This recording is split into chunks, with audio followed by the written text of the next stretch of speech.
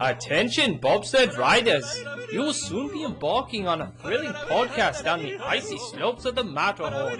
So please remain seated, keeping your hands, arms, feet, and legs inside the bobsled at all times.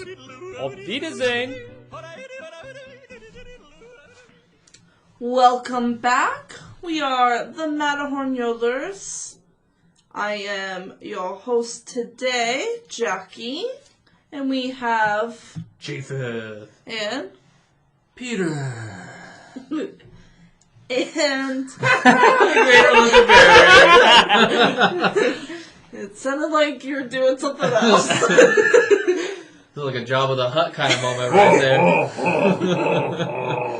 And that brings us into today's episode. We are talking about Disney's Plus, The Mandalorian. Oh yeah. The Boom, boom, boom. Sorry.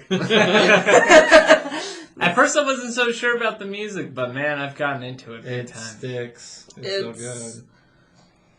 If you haven't seen The Mandalorian, go see it. This is a spoiler. This will be episode. a heavy spoiler episode. For season 1 and 2. Yes, Both seasons. For both seasons. So, before we do any spoilers, let people know, should they watch it? Yes.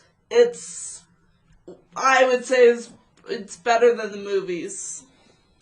You get The more character. new trilogy, You get yes. more character development, and you're getting that intertwining storylines like the Marvel movies. Oh, you totally... With season 2, you definitely get Marvel vibes with what they're setting up. Those mention one name, and you're like, oh my gosh, this is what's going to happen. We're going to see it. Right? So, get Disney Plus, even if you just get it for a month, binge it, and then whatnot. But It's worth your time. it's worth your time and money. free trial. Even if you're not a Star Wars fan. Because my wife, she's not the biggest Star Wars fan, and she watched it, and it got her to the point where she's like, okay, get me to what you know. And I'm all like, where to young start? Padawan, slow down. Where to start? Alright, so if you haven't watched it, go check out our other episodes For Star Wars? for Star Wars. Yeah, we had a Star Wars We episode. had a Star Wars episode. Listen to that one, listen to our other episodes, because we will be starting the spoilers for Mandalorian. We're just going to review it. Yeah, we're going to review it. You have been warned. Alright, so we're just going to go quick review over season 1 We don't want to focus too much time on it. season 1 of Mandalorian. Came out last Basically, you get introduction to this bounty hunter, which is a Mandalore, right? A Mandalorian. A Mandalorian. And he's a bad fighter. He's just bounty- good at what he does. They make it very clear that he's good within the first 5 minutes of the first episode. Yes. He does the classic, like, walk into a bar, and he shows you who's in charge without trying to show you. Yes. He doesn't punch the biggest guy in the face. The biggest guy comes to him, and he punches him in the face. Yes. So, very awesome. Skilled at fighting and getting what he wants. Collecting his bounty. Yes, he's very good at collecting bounty. But at this time, bounties and were very limited at this time. Instability post. Yes. This is the fall of the Empire. Post Empire, where people aren't sure, like, what money is legit, who's in charge, depending on the area. Well, they're in the Outer Rim, too. Yes. So there's not really any sort of governing power that has any real influence in this section of the galaxy. Yes. Right. And so, but then, his kind of nickname is Mando. Yep. Yeah. Because Mandalorians are A warrior scare race right now. Like scarce, not scared, a scarce race. There's not many of them left. They're in hiding because they were hunted by the Empire, and their armor is of value. It's it's like the strongest metal known in the galaxy. Yes. So basically, he gets a task to get this package, I would say. There's a bounty. They didn't give. There was no like picture. They just had the tracker Yes. for it, and so the Mandalorian was able to track its location.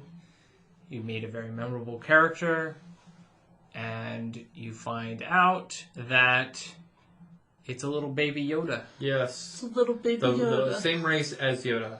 Not baby Yoda, but that's Yes. the nickname everyone had given it. Not reincarnated. No, Yoda. it's not Yoda, but it's of the same race it of is Yoda. at this time called the Child. The child, yes. And, Mando creates a bond with the child, after he...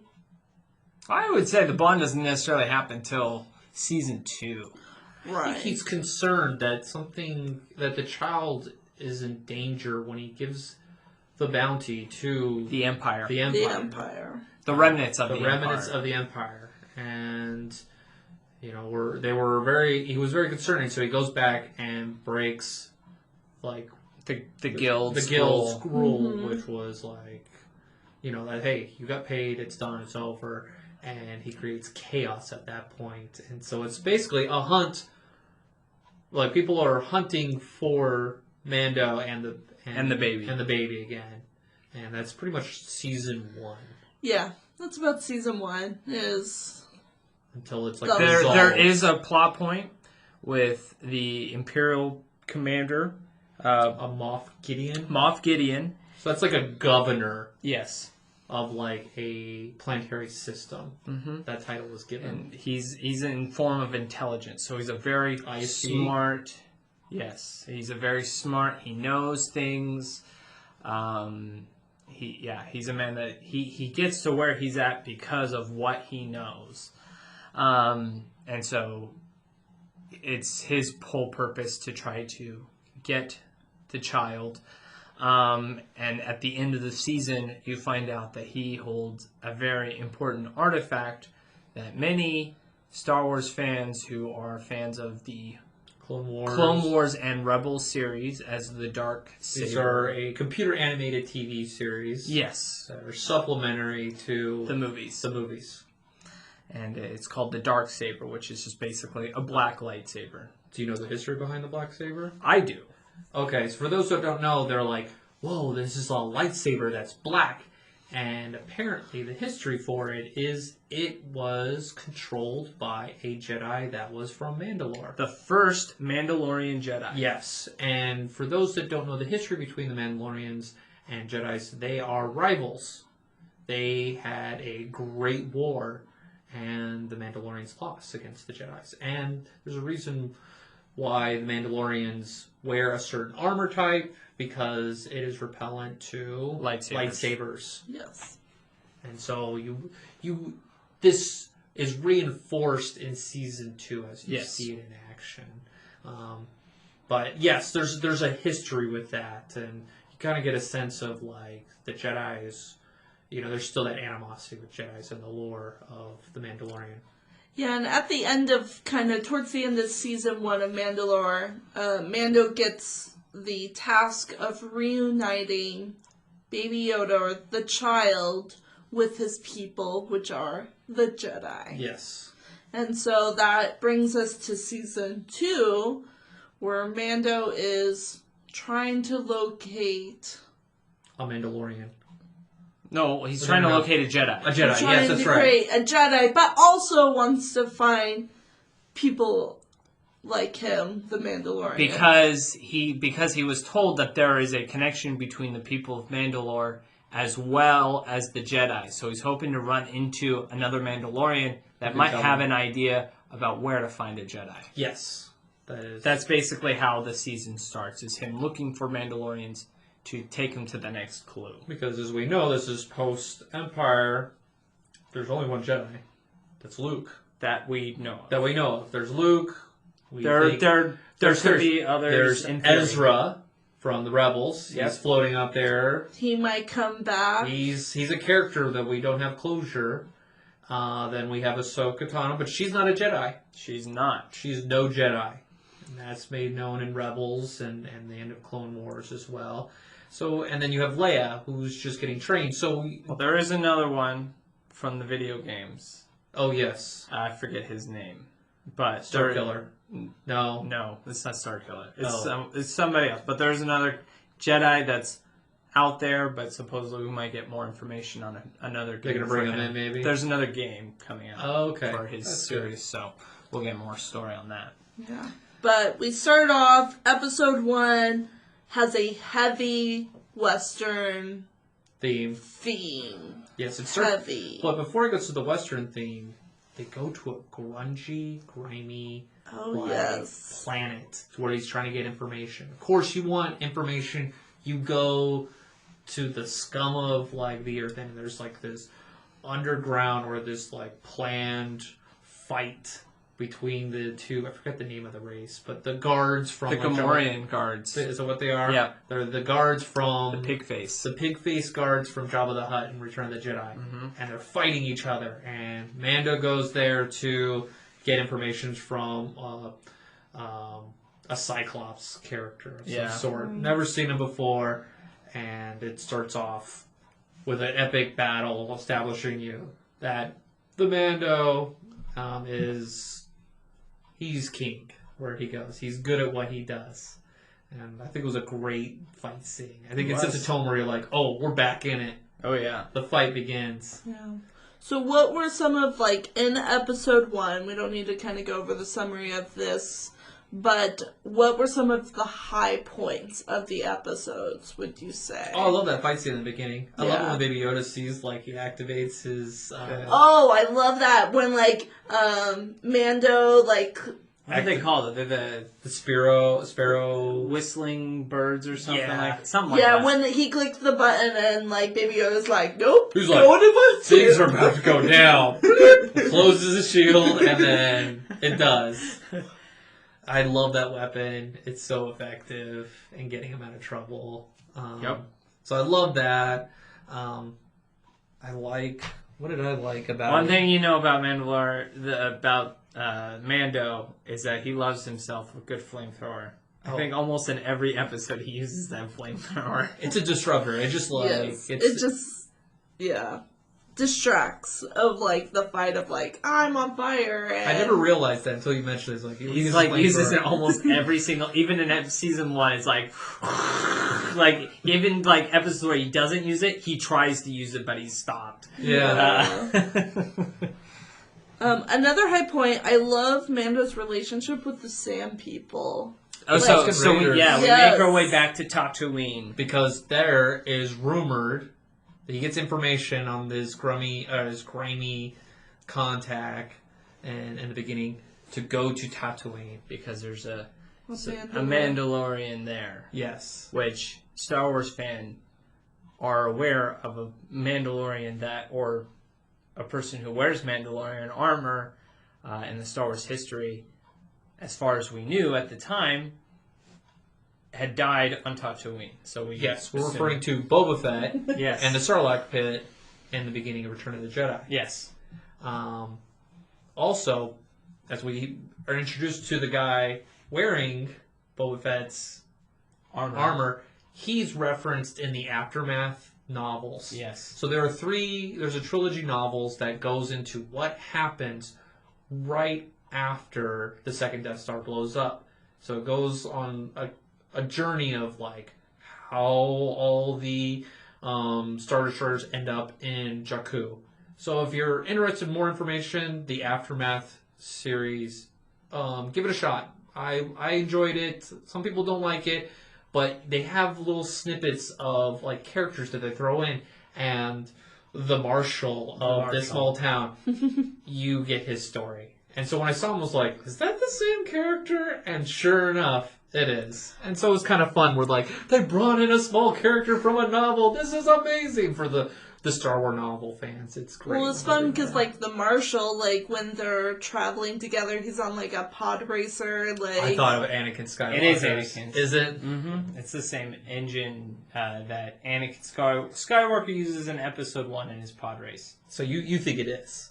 Oh, yeah, totally. Okay. All right. Like, it has his signia on it. Did you? I didn't see that. I saw it was like more orange. You know, it's different. But I get the vibe. Like, I think they're trying to imply it is, but it, things change. It's been 40 years, 50 years since that. So okay, you believe it is. What was another high point for you guys on that? The intro to Boba Fett. You see someone Very in end, the very end at of the the episode. very end of the episode. Did you I guys mean, what know was- it was him? Like, Of I knew course. immediately. I was like, that's the same actor from Attack of the Clones that played Jango Fett. Yep. I mean, were you guys pretty hyped? Because at this point, we had no idea. Like, That was really. that was a great hype point. I thought they were going. I thought when they're like, "Oh, there's one in Tatooine," I was like, "Well, it's gotta be Boba Fett." Yeah. Like, what? Who? Are they gonna bring some Well, random they Mandalorian? They did tease Boba Fett a little bit in the middle of season 1, when Mando does go to Tatooine. At the very end of the episode, you hear Boba Fett's spurs. Really? Yeah. Oh, you didn't catch Oh, that? I didn't catch that. Oh, Why my don't you go back to goodness. season 1 when Mando goes to Tatooine at the very end of the episode when he's going up to what's her name? The The mechanic. sharp the Oh, no, sharpshooter. sharpshooter. Okay. Her supposed dead body. Yeah. You the person comes up and you hear the spurs. Psh, the iconic spurs that Boba Fett has in his walk. Interesting. Oh, that's so good. So Yeah. there was a big suspicion that he was going to be coming in for season 2. So. Was there anything in the episode that you were like, meh? I again, like you said, it's a Western feel. So you've seen the story. You have two unlikely, butting head enemies have one giant issue, which is a giant Crate dragon. yes, That spits acid, and I felt like I was watching a Dune. That was a lot of inspiration for I sure. figure like you get the Dune sand monster kind of like coming out. I was gonna ask you guys if you'd seen like when Mando, escapes the monster's mouth. You see the electricity. I was like, where did that electricity come from? And I watched the episode today, and you could see from his like sniper rifle, you could see He used his rifle. there's an electricity like that was going across the prongs, and I was like, oh, I guess that weapon has like an electricity burst, and it like affected the monster. I was kind of blown away. I was like, what's this capability that can affect a whole giant like crate dragon? Like, It's only weak on the inside. yeah. Yeah. So, well, that makes sense. But those were like, I kind of found it was kind of predictable with the storyline, but I still enjoyed just it being told with Star Wars characters that I love. I did learn a bit of history because, like, they put a big emphasis at the very end of the episode about the pearl that Yes. the Tusken yes. Raiders pull up, and I learned history about what the pearls come from. So what it is are the the crate dragons. They eat a lot of rocks and dirt, and Okay. things like that, and their bodies, it breaks it down.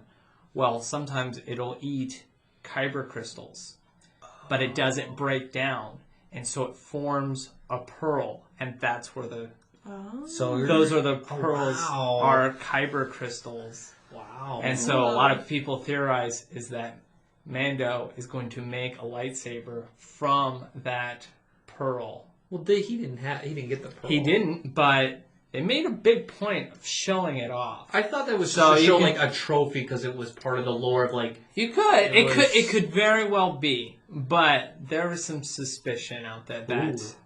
because what's always good, because we've already introduced one lightsaber into the series. Yes. What's kind of iconic Star Wars? Lightsaber battles. And you need 2 lightsabers for that. Yeah. And so a lot of people suspect that pearl will form a new lightsaber. Maybe it's Baby Yoda's. It could be. It could be.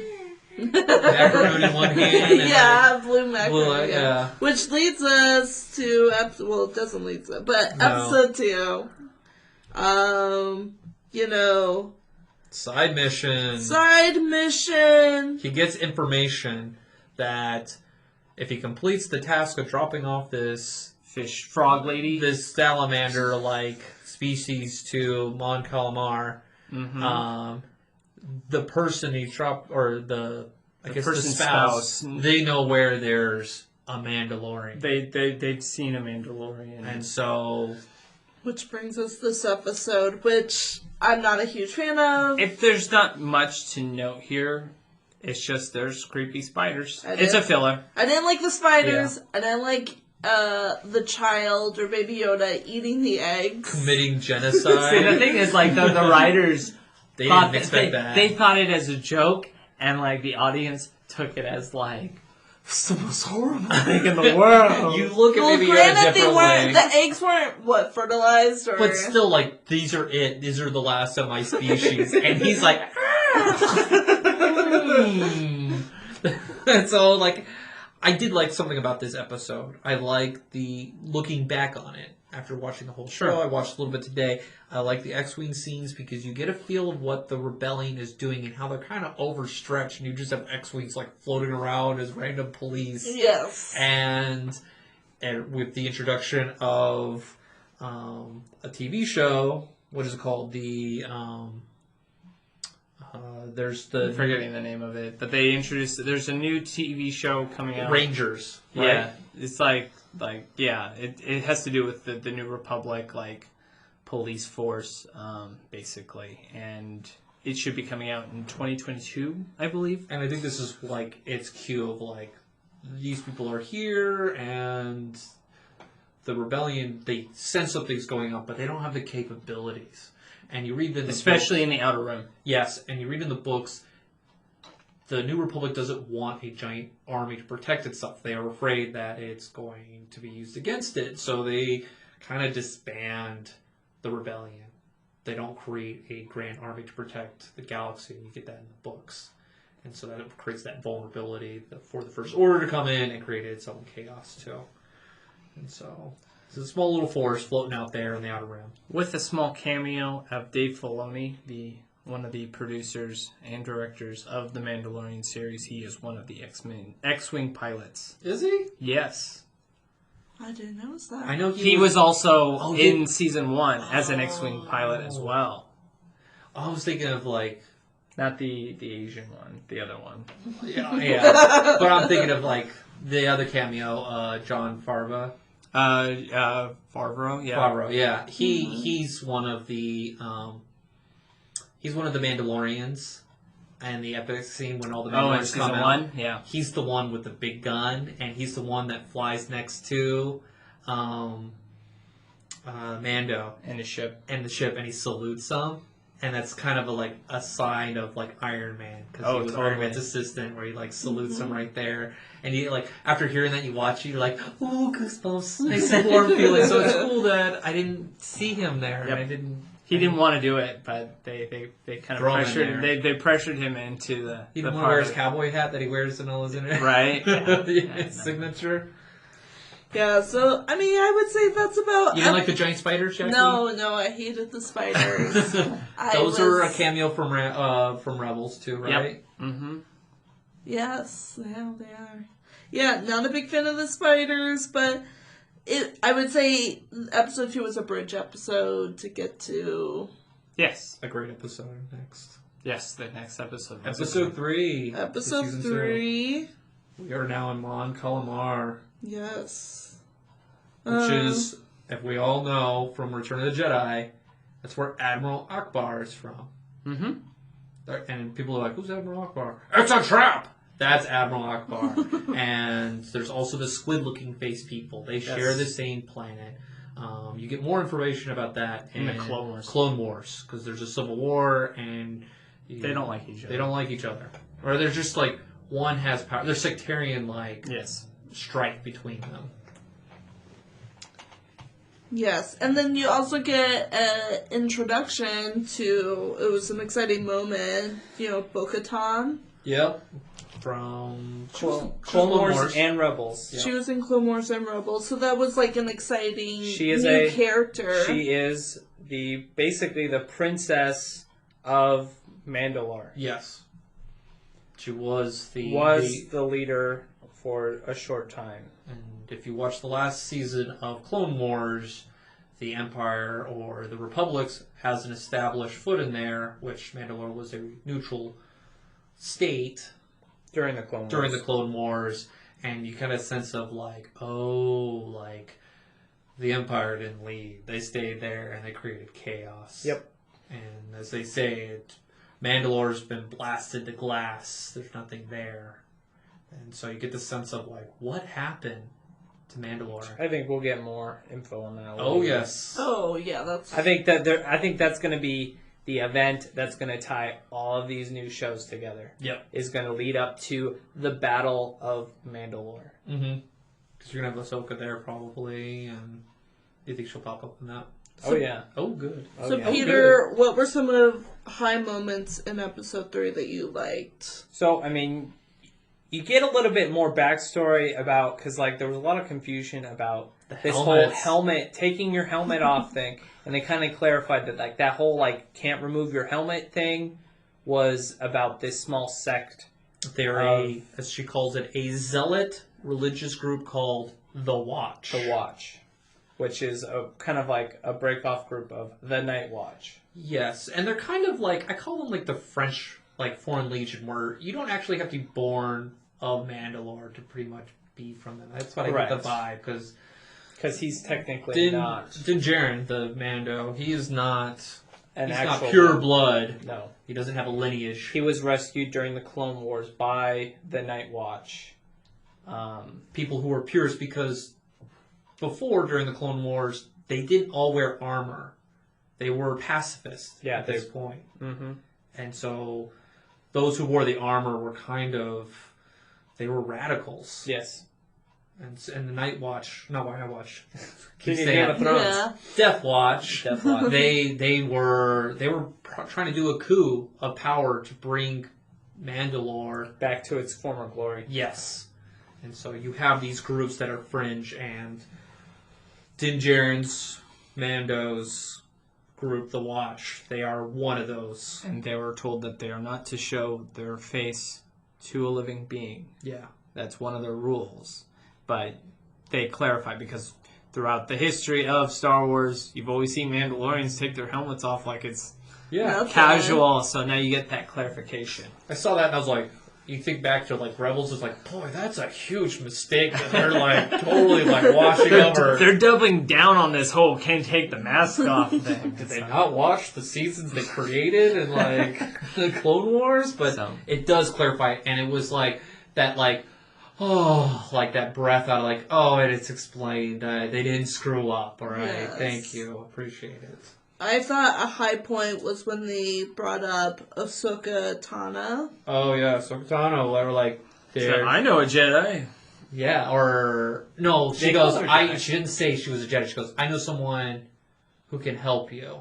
It was like, she didn't say she was a Jedi. She didn't? Oh, she didn't. I thought she did. Yeah, that was like that was the last like episode, or I watched it earlier, and I was listening specifically like, does she call her a Jedi? Okay. And she doesn't, and I was like, okay. She goes, I know someone who can get you help, or who could help you find a Jedi, and that's what it was. For those who are fans of Bosch, the TV show on Amazon, it's a detective show. My wife and I love it. The actor who plays Bosch is the commander of the ship that like does the cyanide cap or the electrical cap that kills himself. The Imperial officer of the ship that they hijack. So I was like, oh, it's Bosch. That's so cool. So a little cameo or a little fan. And so also in that episode, I think probably the last big bit of news is that you see Bo-Katan asking where Moff Gideon is, because she knows he has the Darksaber, which is kind of like the sign that you are the ruler of Mandalore. If you possess the Darksaber, you are the ruler of Mandalore. And by possessing it, you have to win it in combat. Yes. It can't be like, it's yours. And they go over that later, but those who know about it from Rebels, you have to win it. Mm-hmm. You have to earn it. You have to earn it. Because it's not one of those things that's passed down. It's like, we want the strongest leader to be in charge. It's kind of like a pride, like a lion pride, to lead the group. So, any other last words for episode 3? Any high points you liked? It was exciting. Yeah, it was fun. There was like the, whole... This was a great season. Like, there was just... For the Star Wars fan that has consumed a lot of Star Wars media, this was a great season. They don't let down. They just don't, let off the gas. And They don't. Just almost enjoy it. every episode was just like, oh, wow, this is something. This is... Even some of the fillers, it was like, oh, this is something from this. They're referencing this. They're referencing that. It was...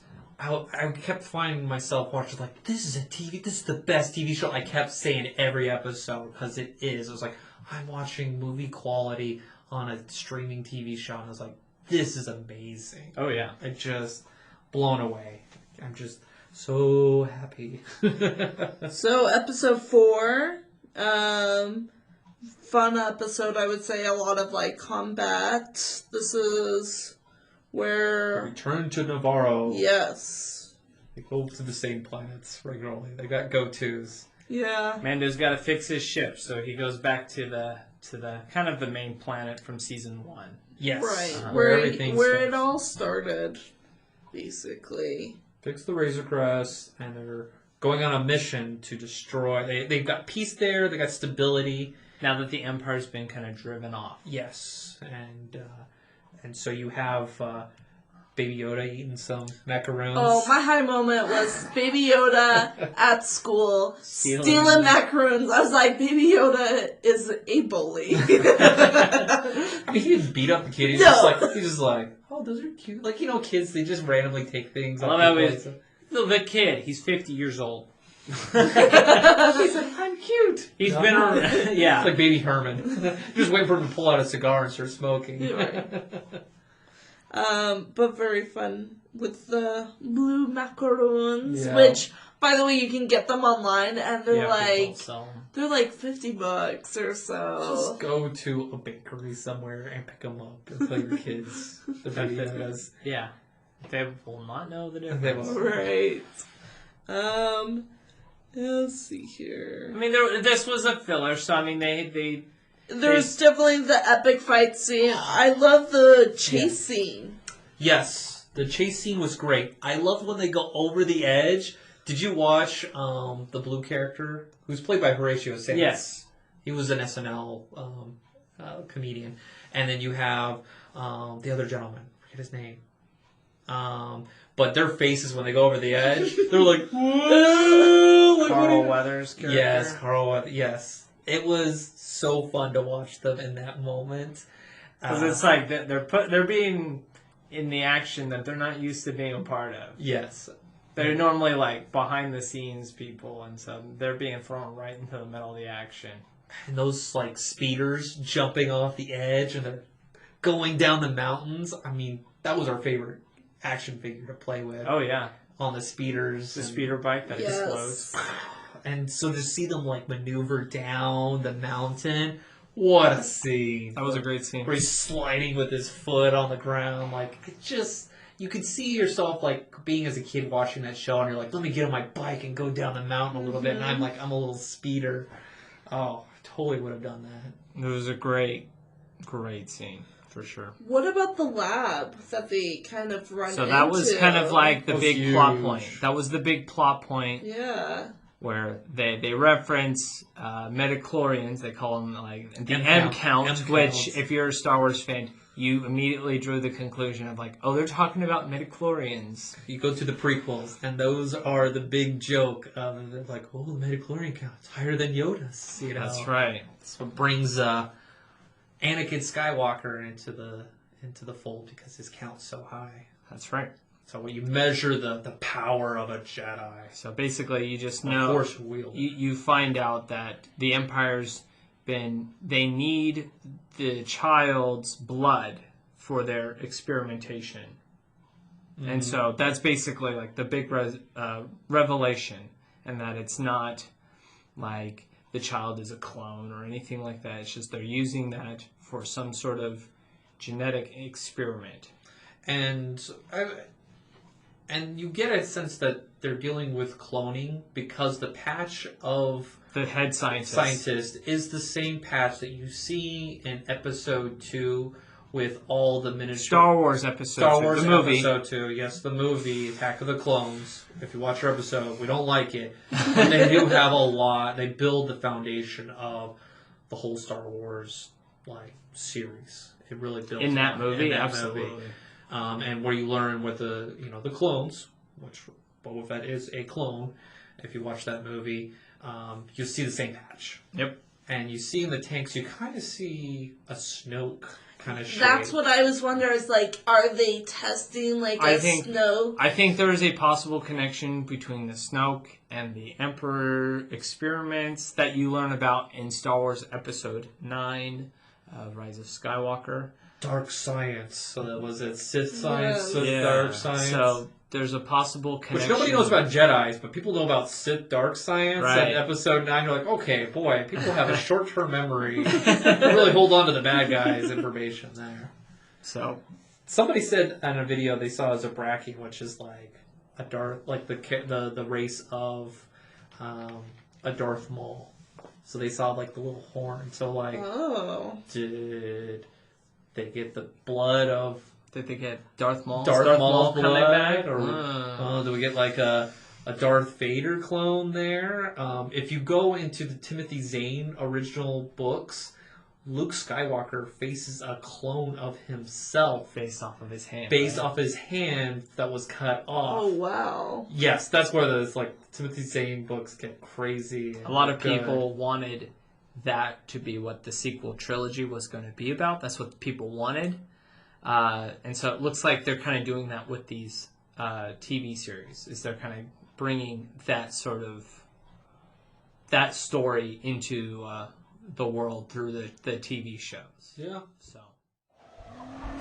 Attention bobsled riders! We are going to have to take a break down the Matterhorn because there are Yetis nearby. So please join us next week for the part 2 of our discussion. In the meantime, please follow us on Facebook and Instagram. And please email us at matterhornyodelers@gmail.com. And remember... Remain seated, please.